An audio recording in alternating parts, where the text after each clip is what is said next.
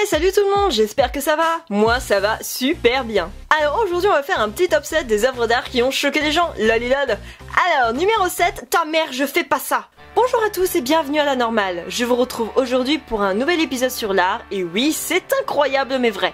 Ça fait depuis la Saint-Valentin que je n'avais pas parlé d'art et je sais que ça vous avait manqué, alors le voilà de retour. Aujourd'hui, on revient pour parler, comme vous l'avez vu, de 7 œuvres d'art qui ont controversé voire scandalisé leur public lorsqu'elles ont été exposées. Bien entendu, et comme d'habitude, c'est une liste non exhaustive et je me suis limitée sur les œuvres contemporaines car il y avait de quoi faire. Bah oui, aujourd'hui, plus facile de provoquer qu'à l'époque, mais le problème c'est que j'ai dû faire une sélection un peu difficile car beaucoup peuvent vraiment heurter certaines personnes. À l'exemple de Gunther von Hagens qui a classifié de véritables corps lors d'une expo.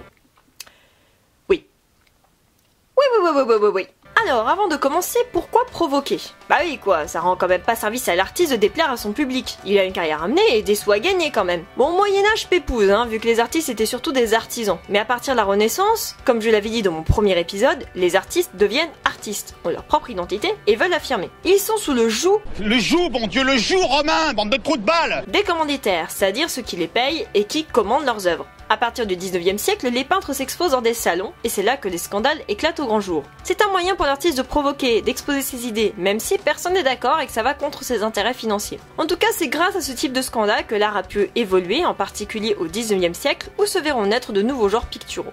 Donc on va voir des œuvres qui ont pu faire scandale, de la Renaissance à nos jours. Nous verrons pourquoi, comment et dans quel but ces œuvres ont été créées et pourquoi elles ont dérangé.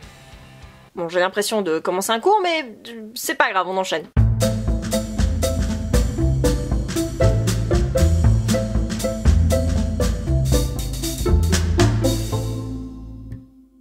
Michel-Ange. Je pense que vous connaissez déjà cet artiste, notamment avec son magnifique David qui a marqué l'histoire de l'art. Et y a de quoi?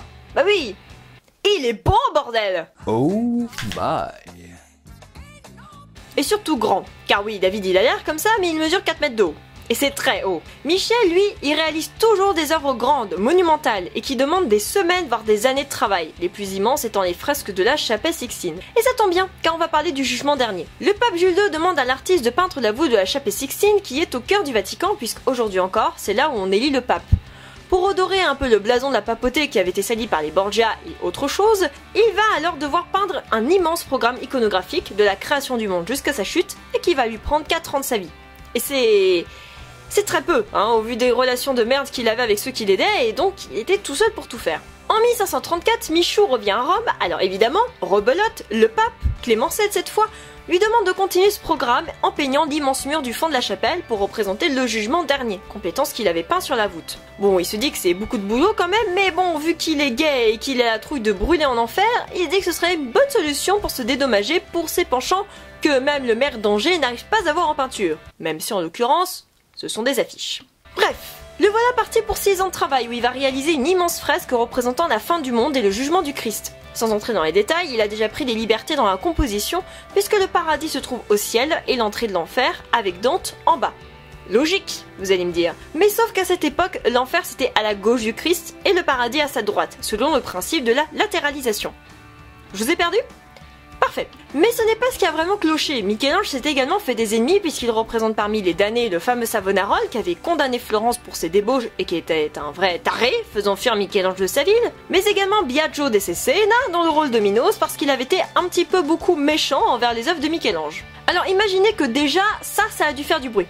Mais ce qui a provoqué un boucan pas possible, c'est le fait que tout le monde soit à poil.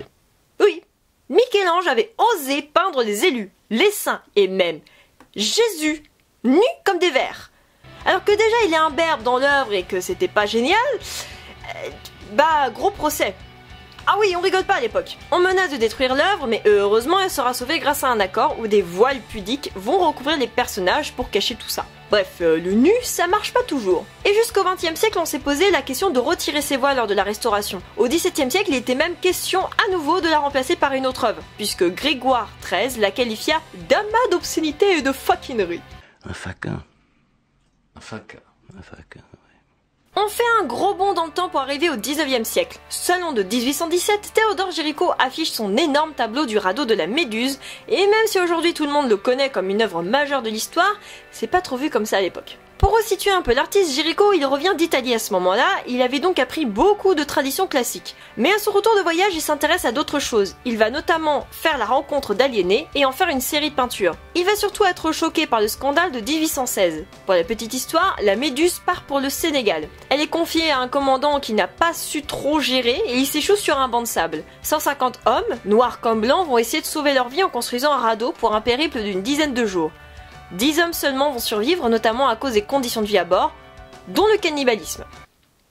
Bref, c'est le fun. Au vu de ce qui s'est passé, on tente d'enterrer l'affaire au public, mais Géricault ne l'entend pas de cette oreille. S'appuyant sur les témoignages des rescapés, il va multiplier les audaces. D'abord, il utilise un grand format réservé aux peintures d'histoire.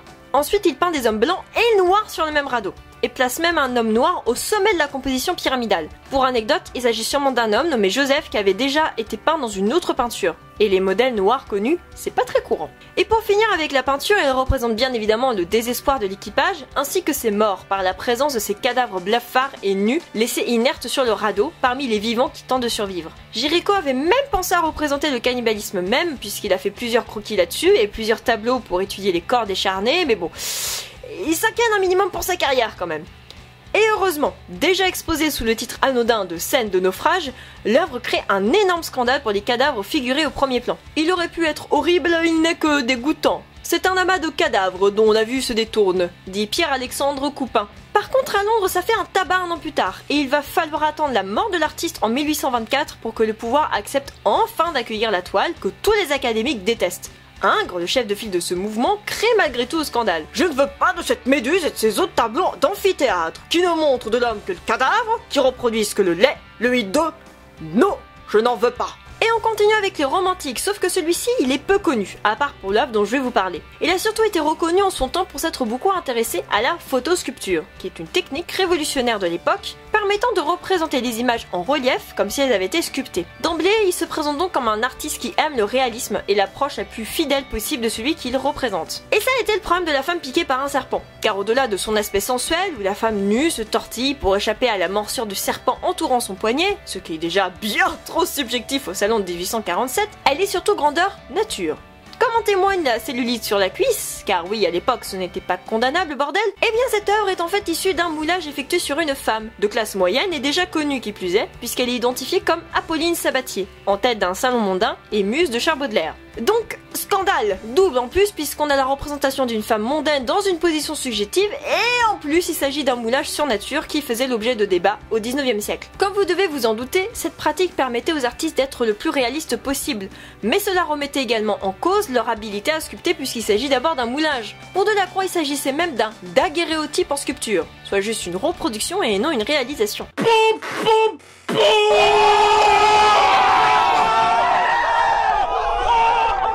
Bon, si le titre ne vous dit rien, l'image vous dira sûrement quelque chose, Mais ce qui est drôle, c'est que contrairement aux autres œuvres, celle-ci peut encore choquer. Sur Facebook et aussi sur YouTube. Alors je vais mettre un petit chaton pour couvrir la chose, n'est-ce pas? Et je vous laisse chercher l'œuvre sur Google si vous voulez revoir vos cours d'éducation sexuelle de 4e. Est-ce que j'ai vraiment besoin d'expliquer la controverse autour de ce tableau? Non. Mais je peux expliquer ce qui a poussé Courbet à peindre un truc pareil au 19e siècle. Alors Courbet, faut savoir déjà qu'il n'était pas à la noce à cette époque. C'est ce qu'on appelle un peintre réaliste. Rien de bien méchant, vous allez me dire, mais encore une fois, c'est pas le cas pour le monde artistique. Lui, contrairement aux peintres académiques aimés au salon, il ne représente pas des sujets mythologiques ou historiques, mais des gens pauvres, des paysans, des ouvriers, des travailleurs, ceux dont on se fout totalement, quoi. Et à l'image de Géricault, il utilise le format de la peinture d'histoire pour un sujet qu'il n'aurait pas mérité. Il s'agit du fameux enterrement à Ornans, sinistre et révélateur de la précarité campagnarde de l'époque. Et qui fera un scandale, bien entendu. Par contre, aucun rapport avec l'origine du monde, Ah oui, Courbet a dû péter un câble, je pense. Et vous allez me dire, c'est pas possible, ça n'a pas pu entrer au salon. Et je dirais que vous avez raison. Ce tableau était destiné au diplomate Khalil Bey qui voulait agrandir sa collection de nus féminins. Courbet décide donc de le représenter, sans concession, Même s'il n'avait pas été aussi précis dans sa représentation, rien que la présence des poils aurait révulsé tout le monde, puisque ces derniers étaient bannis des œuvres d'art. Par exemple, on a fait chier Delacroix parce que la liberté a du poil aux aisselles. Oui, tout est fait pour être le moins subjectif possible. Courbet cadre sa composition sur le sexe féminin ainsi qu'une partie du ventre, on ne voit même pas la femme, ce qui le rend vraiment central. Mais ce qui est rigolo, c'est qu'elle n'a été exposée qu'en 1995 au musée d'Orsay et qu'aujourd'hui encore, cette exposition fait débat car elle choque. À l'époque, sa découverte avait déjà fait tourner de l'œil de pas mal de personnes, pas trop habituées à voir ça dans un musée, et certains livres montrant sa couverture ont été carrément retirés des librairies. On a même fini par mettre un cache sur l'œuvre. Est-ce que vous vous rendez compte du problème? Cette peinture est considérée comme une œuvre d'art et en même temps comme une image pornographique qui est encore controversée chez les artistes contemporains. Ce qui est sûr, c'est que ce tableau fascine toujours autant. De nombreux articles ont soit remis en question l'attribution du tableau à Courbet, tandis que d'autres croient avoir trouvé la tête du modèle. Bref, encore en 2016, ce tableau est toujours controversé. Et ça, c'est fort. Après avoir parlé de vagin, on va parler de religion. Oui, je sais, c'est un peu violent. Paul Fryer expose sa Pietà à la cathédrale de Gap en 2009. Et je pense que vous avez déjà deviné le problème, on retrouve le Christ dans la même position que dans sa crucifixion, mais sur une chaise électrique. Ouch, dit l'église. Ou plutôt les spectateurs. Tandis que le diocèse de Gap a lui-même choisi d'exposer cette œuvre dans sa cathédrale pour inviter les gens à y entrer, ces derniers sont plutôt partagés. Souffrance offerte, une choisie de tous les temps. Le message d'un artiste, une Pietà moderne. Merci mon Seigneur pour les moments offerts dans ces temps difficiles pour le plus grand nombre. Souffrance naturelle, que nous repentons tous. Injustice, refus de pardonner. Prière pour ce monde chaotique. Je n'aime pas du tout. À vrai dire, je ne comprends pas. Ma grand-mère, elle se retournerait dans sa tombe si elle voyait un blasphème comme ça. Aïe, j'ai mal à mon français. Fryer est déjà connu pour ses œuvres hyper réalistes, sans concession, notamment la représentation de John Fix en 2008, employé au 19e siècle à réparer les fils électriques de New York. Malheureusement pour lui, il est mort électrocuté et il a été laissé dans les fils aux yeux des passants. Génial. Il rend donc ainsi mémoire à cet épisode oublié. Ici, Fryer oppose le salut, évoqué par la mort du Christ, qui a été condamné injustement, à la peine de mort, qui, elle, est justifiée juridiquement. Elle oppose également la figure emblématique de la crucifixion par sa position, à celle normale, banale et réelle de la chaise électrique. Bref, cette œuvre a tout d'un scandale. Fryer arrive donc à marquer, aussi par le renouvellement de ce thème, vu, revu et revu. Alors bien sûr, ça fout le bordel, mais en même temps, ça invite à réfléchir. Dans le même style et dans la même technique, on va parler de Catellon. Bon, lui, il a abonné aux œuvres controversées, notamment son fameux Jean-Paul II écrasé par une météorite sur un tapis rouge. Camoulox. Ouh, bravo Jean-François, vous êtes notre finaliste. En 2001, Maurizio revient avec une nouvelle sculpture, mais pas n'importe laquelle, puisqu'il s'agit d'Adolf Hitler en prière. Oui, en prière. Et pas n'importe où, dans le ghetto juif de Varsovie. Oui, le mec, il y va à fond. Et ça peut pas passer. Enfin, on pourrait dire que si. A priori, en voyant cette œuvre, elle est clairement provocatrice. On comprend vite ceux qui combattent pour les droits des juifs et qui voient une insulte à la mémoire de ceux morts à cause des nazis. En même temps, Catellon représente la plus grosse ordure de l'histoire sous les traits d'un gentil croyant faisant sa prière. On a même l'impression de faire face à un enfant innocent qui essaie de se faire pardonner. Car vu la taille de la sculpture, de loin, on a vraiment l'impression de voir un enfant. Et de près, coucou, c'est Adolf. Donc oui, ça peut être vu comme une insulte, mais ça peut aussi inviter à réfléchir. Tout comme Fryer, Maurizio Catellon choque par une nouvelle opposition, cette fois entre le mal incarné et l'image du bien par l'attitude de prière, et donc une opposition entre la lumière et le côté obscur de la force.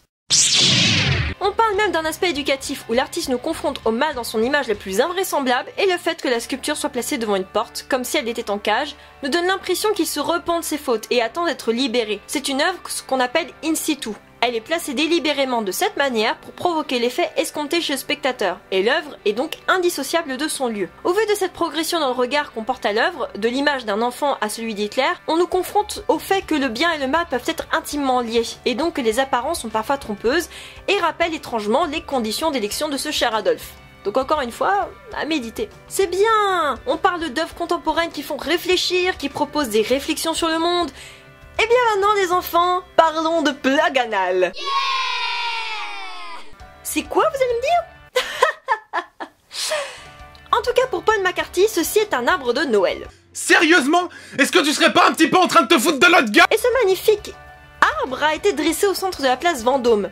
Un énorme arbre vert en plastique en plein cœur de Paris. Bien sûr, ça a fait un tollé pas possible, notamment du côté du printemps français. Un sextoy géant de 24 mètres de haut va être installé ces jours-ci place Vendôme. Contribuables, voilà où vont vos impôts. Un plug anal géant de 24 mètres de haut vient d'être installé place Vendôme. Place Vendôme défigurée, Paris humilié. Et ces derniers vont surfer sur la destruction de cette œuvre gonflable, bien entendu. Oups, le sapin de la place Vendôme a été foudroyé? Mais c'est que c'est des rigolos ces gens-là! Mais bon, faut pas rêver, McCarthy savait très bien comment l'œuvre allait être reçue. Il n'est pas à son coup d'essai, puisque la plupart de ses œuvres ont fait scandale ou ont juste réduit tout le monde à l'incompréhension. Comme avec son Train Mechanical en 2009 ou son magnifique H en 1968. H. Tu lui as envoyé H. H tout le monde, ça va? Et bien évidemment, c'est du gonflable, donc il y en a qui se sont amusés à le dégonfler. Et Paul McCarthy a décidé de jeter l'éponge parce qu'agressé à plusieurs reprises, il ne voulait pas tenter de le regonfler.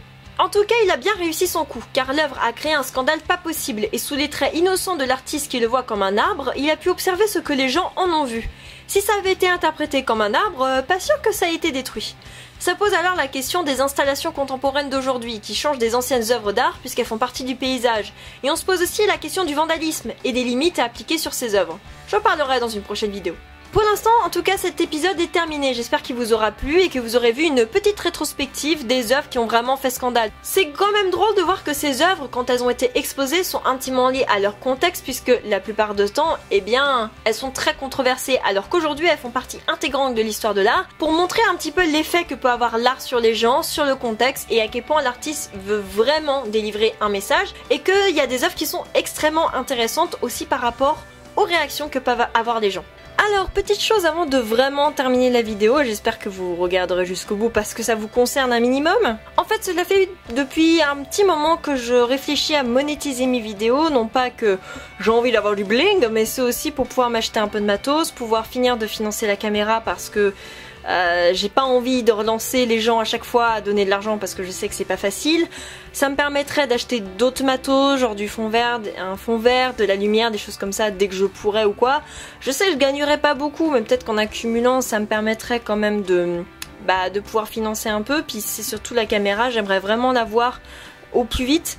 Donc voilà, j'aimerais juste vous demander si vous êtes d'accord tout simplement pour que je puisse monétiser ou si alors on reste vraiment sur le Tipeee. Donc voilà, dites-moi votre avis en commentaire. Et voilà, c'était tout. Donc j'espère encore une fois que la vidéo vous aura plu. Je vous retrouve à la prochaine. Ciao.